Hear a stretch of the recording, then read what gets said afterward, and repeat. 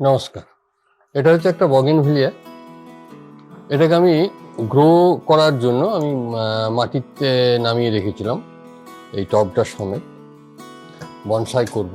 গাছটা দেখুন, এই দেখছেন, এইদিকে রুটটা বেরিয়ে মাটিতে যায়, মাটিতে গিয়ে এই গাছটার গ্রোথটা বাড়িয়ে দেয়। আপাতত আমি এটাকে একটা মানে ছোটোর মধ্যে মমে বনসাই করবো ভাবছি, তাই তুলে নিয়ে এলাম। এখন সময়টা হচ্ছে মার্চ মাস, মাঝামাঝি সময় মার্চের। এটাকে আমি ভাবছি এইরকম জায়গায় এটাকে কেটে দেবো, কারণ এই উপরের অংশটা রাখবো না। এটাকে আমি পরবর্তীকালে অন্য জায়গায় গ্রো করে এটাকে আবার আলাদা একটা বনসাই রূপ দেবো। কারণ এখানে যদি কাটতে হয়, দেখি এটা দিয়ে প্রথমে একটু কেটে নিই। কারণ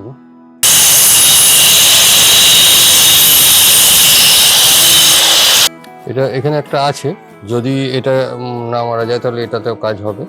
এখানে একটা রয়েছে, এটা হবে। এই জায়গাতে আমি এইটাকে ব্যবহার করতে হবে না, এইখানে একটা কলি আছে, কারণ এই দুটোকে রেখে এই জায়গায় কেটে দিই।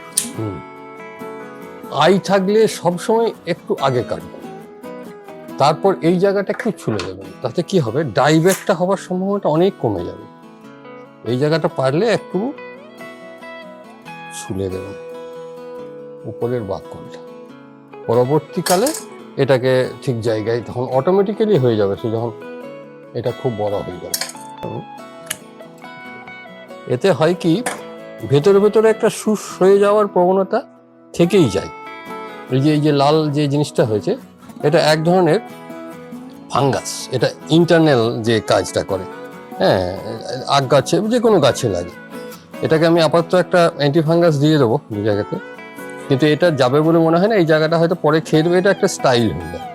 তখন লাস্টে আমি দিচ্ছি এটা, মানে যখনই কাজ করা হবে যদি একটু আধটু মাটি রুটের সঙ্গে থেকে যায়, তো থেকে গেলে কোনো অসুবিধা নেই, বরং কাজটা ভালোই হবে। তবে এটার ক্ষেত্রে শেকড় বলতে এক আধটাই শেকড় হয়, দেখুন, নিয়ে সেই শেকড়টা ঘুরে বেড়ায়। এটা কিন্তু আমি ওই ভিজে মাটিতে বা এরকম জায়গায় বসিয়ে এটাতেই বসিয়ে রেখে দেবো। দেখুন এটা কিভাবে বসাবো। আমার এখানে মাটিতে প্রচুর এই কেঁচোটা আছে, খুব উপকারী বন্ধু, গাছের উপকারী বন্ধু কেঁচো। আমরা চিরদিন বলে আসছি, কেঁচোতে ফসফরাস অ্যাড করে, মাটি লুজ করে, নিচের মাটি উপরে, উপরের মাটি নিচে করে, মানে একসঙ্গে প্রচুর কাজ করে কেঁচো। এবার দেখুন এইটার মধ্যে আমি এই জায়গাটাকে গোল করে, মানে তাহলে রুটের সিস্টেমটা বাজে হয়ে যাবে।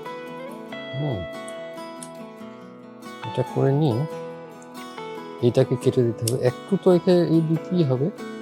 সেটা হচ্ছে, তাছাড়া গাছটা কাণ্ড না দেখাতে পারলে গাছটাও ভালো হবে না। এটা এবার কিছু পাতা ছিঁড়ে দিতে হবে, কারণ কি এখন এখান থেকে জল টানার ক্যাপাসিটিটা কমে গেছে, যার ফলে বেশি পাতা থাকলে পাতাগুলো আপনি শুকিয়ে পড়ে যাবে। ব্যাস এইভাবে না, এটাতে একটু অ্যান্টিফাঙ্গাস দিয়ে দিই হালকা করে।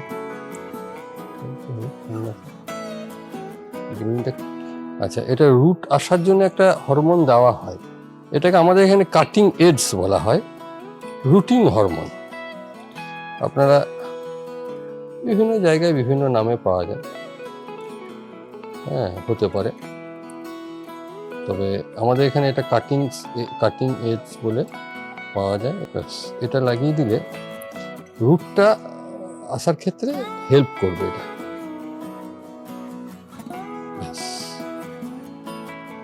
এবার কি করতে হবে, এটা মাটিটা আমার ভিজে আছে, যাই হোক, এটা এবার ছাওয়া জায়গায় রেখে দিতে হবে যতদিন না এর একটা গ্রোথ শুরু হচ্ছে। আচ্ছা, এটার ভেতরে হোল আছে, আমি নিচেতে মোটা সিন্ডার এগুলো দু একটা দিয়ে দিচ্ছি ওইটাকে ঢাকা দিয়ে। এবার কিন্তু আমি বনসাই সয়েল ডাইরেক্ট, ওটা বালি মাটি জাতীয় মানে ছিল গাছটাকে তৈরি করার জন্য, সে বনসাই সয়েল। এটাতে কিন্তু আগে আমি দেখিয়েছি বনসাই সয়েল বিভিন্নভাবে বিভিন্ন রকম। এটাতে পাথরের ভাগটা খুব বেশি, মানে এটাতে ওই সয়েল অ্যাকচুয়ালি মানে যেটা আমাদের গার্ডেন সয়েলটা ব্যবহার করি সেটা প্রায় নেই। বনসাই সয়েলে গার্ডেন সয়েলও ব্যবহার করা হয়, কিন্তু এটার ক্ষেত্রে দিইনি। সেই জায়গায় ওই যেটা পাতা পচা সার বলছি, বা কিচেন ওয়েস্ট সব মিলিয়ে একটা সার তৈরি করে এর মধ্যে দিয়ে দিচ্ছি। যেটা সারটার মধ্যে সব রকমই থাকে গুণ।